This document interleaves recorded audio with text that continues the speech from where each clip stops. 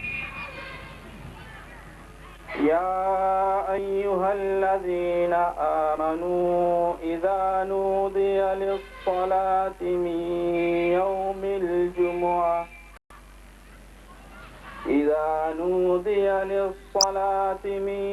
يوم الجمعة فاسعوا إلى ذكر الله وذروا البيع ذلكم خير لكم إن كنتم تعلمون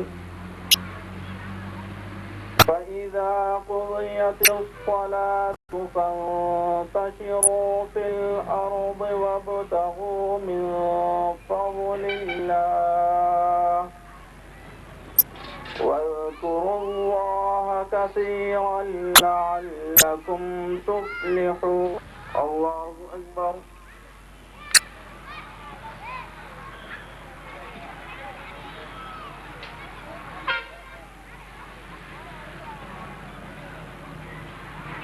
سمع الله لمن حمده.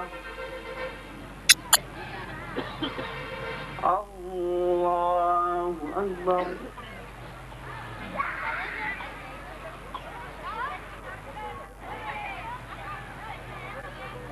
الله أكبر. الله أكبر.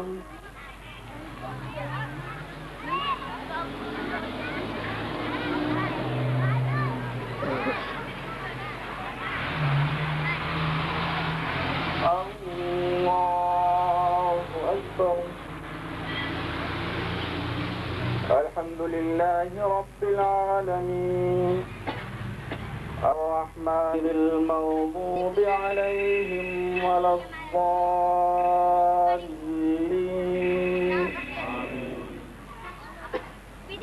أفلا ينظرون إلى الإبل كيف خلقت وإلى السماء كيف رفعت وإلى الجبال كيف نصبت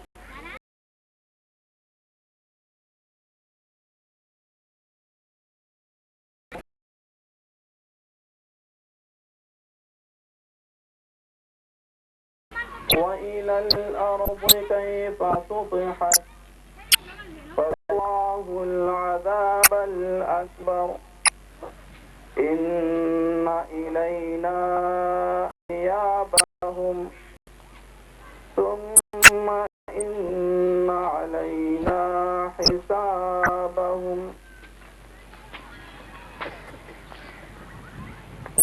الله أكبر. الله أكبر.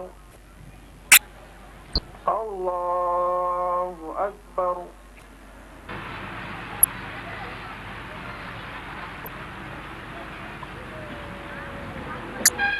سمع الله لمن حمده. الله أكبر. الله أكبر. الله أكبر. الله أكبر.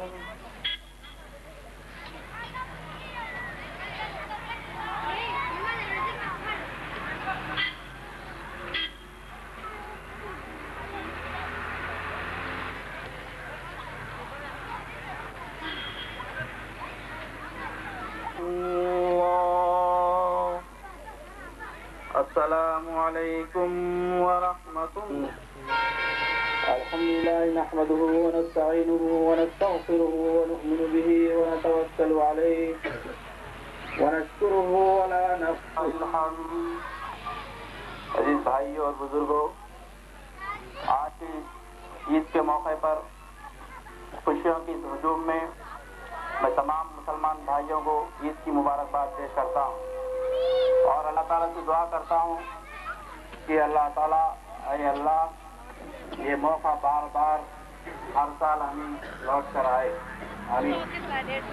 भाइयों, कल हमने एक मेहमान को रुखसत किया जो हम तमाम के लिए नेकियों का बहार और तरबियत का सामान लेकर आया था। इस माह के रोशन दिनों में हमने अल्लाह की इताअत में गुजार कर अपने आप को खाने पीने और दूसरी ज़रूरियात से रोके रखा, यानी अल्लाह की रज़ा की खातिर ईमान और इत्तिसाब के साथ रोजे रखे। पुरानी रातों में अल्लाह के हुजूर क़ियाम किया, तरावीह में पूरे कुरान पर दिलों के ईमान से सदा कर लिया। इसके अलावा जहाँ तक हो सके इस मुबारक महीने की रातों और दिन में कुरान मजीद को पढ़कर और सुनकर इसको बनाया। जहाँ तक हो सके रमज़ान के शब रोज़ में अपने गरीब भाइयों को अपने ईद की खुशियों में शरीक किया, तो यकीनन आप भी मुस्तहिक़ हैं कि खुशियाँ मनाएं और ईद का जश्न मनाएं। अल्लाह ताला से दुआ है कि अल्लाह ताला हमारी इबादत और रियादत को शर्फ कबूल बख्शे। और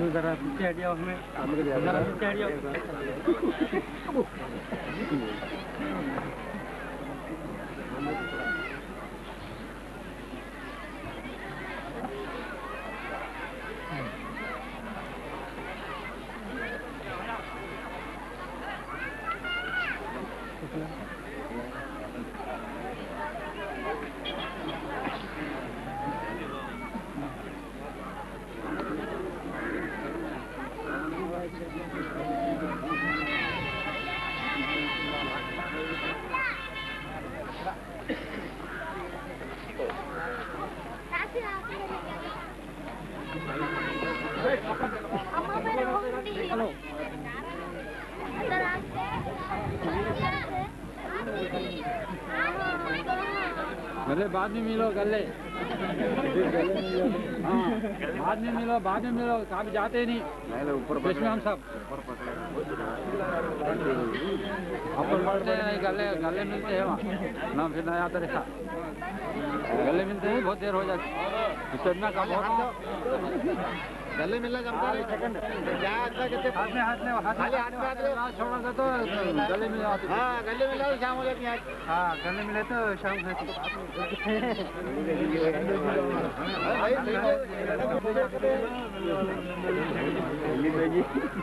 कब होता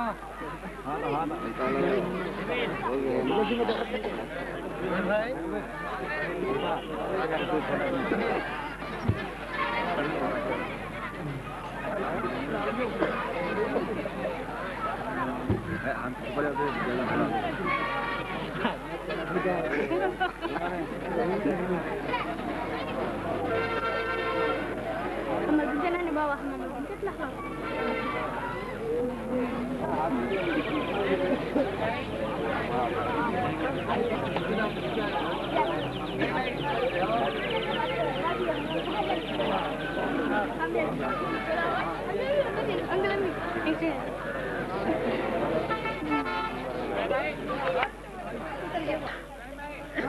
Bayan baik.